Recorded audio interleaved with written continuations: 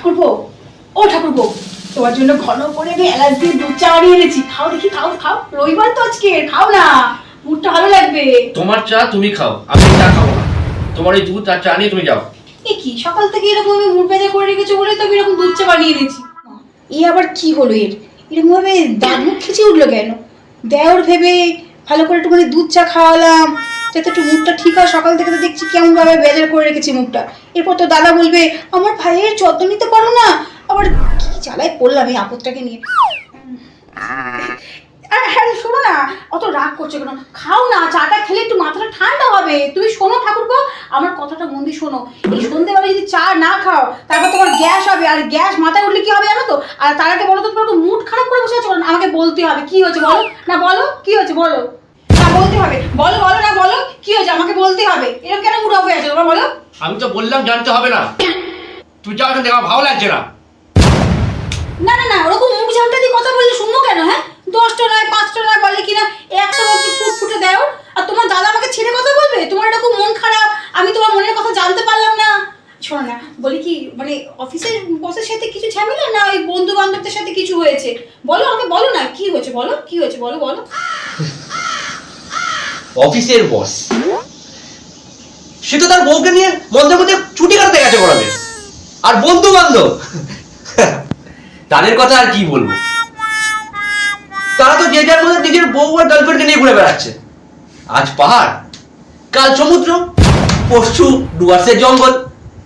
আমি ভাবছি এই কৈলাসেই চলে যাব।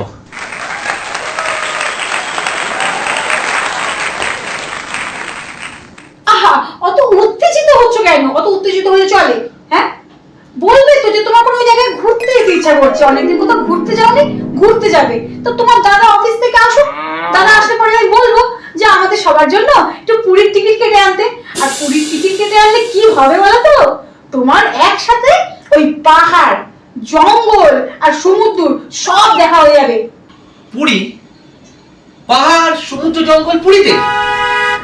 এই যাও তো, মাথা কেমন তো ভালো লাগছে না। তো ভুল কোথায় বললাম? পুরীতে এসবগুলো নেই, ভালো করে একটু ভেবে দেখো তো। পুরীতে সমুদ্র আছে ঠিক কথা, হ্যাঁ, অত বড় পাহাড়ের চূড়ার মতো জগন্নাথ দেবের মন্দিরটা আছে। তো পাহাড় দেখা হলো কিনা? আর খুঁজলে আমরা একটুখানি জঙ্গল খুঁজে পাবো না? তো হয়ে গেল, সস্তায় জঙ্গল পাহাড় সমুদ্র সব দেখে নেবো আমরা, কি তাই কি না বলো? চলো সব পাগলের মতো বকেই যাচ্ছ না? যাও তো, ভালো লাগছে না, ভুলভাল বকে যাচ্ছে।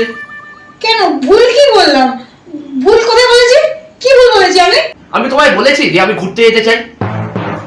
আমি বলেছি আমার বন্ধু বান্ধবেরা তাদের গার্লফ্রেন্ডের সাথে সব জায়গায় ঘুরে বেড়াচ্ছে, আর আমি একলা দেবদাসের মতো ঘরের এক কোণে পড়ে আছি। আমি এটা বলেছি, আমি বলিনি ঘুরতে যাবো। ও মা, এই ব্যাপার তো তুমি আগে বলবে তো। আমি ভাবছি কি তোমার মনে হয় একটু ঘুরু ঘুরু ভাব জেগেছে, তুমি কোথাও ঘুরতে যাবে। তো তোমার মনে যে অন্য কিছু জেগেছে সেটা তো আমাকে বলোনি।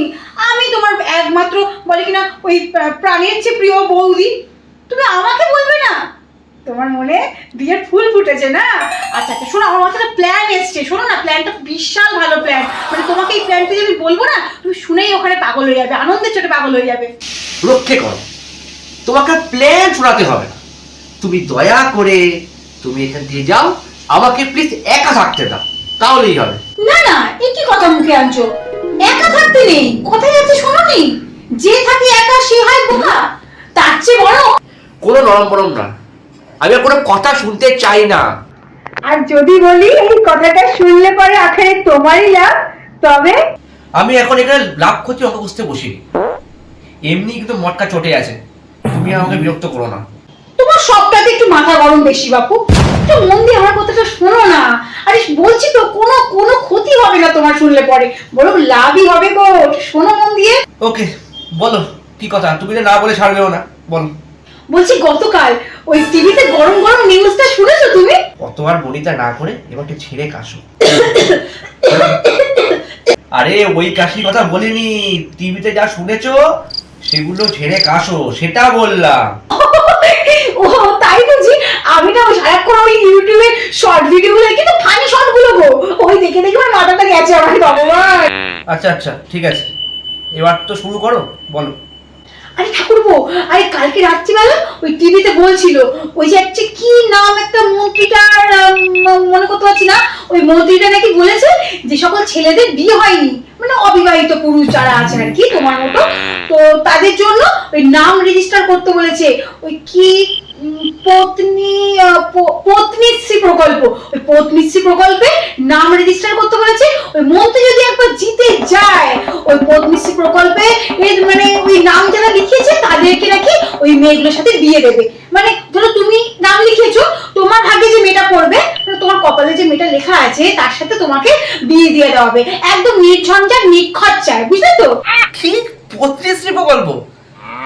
কি সব বলছো? সরকার থেকে ওই কুমারী মেয়েদের আমাদের কাছে তুলে দেবে?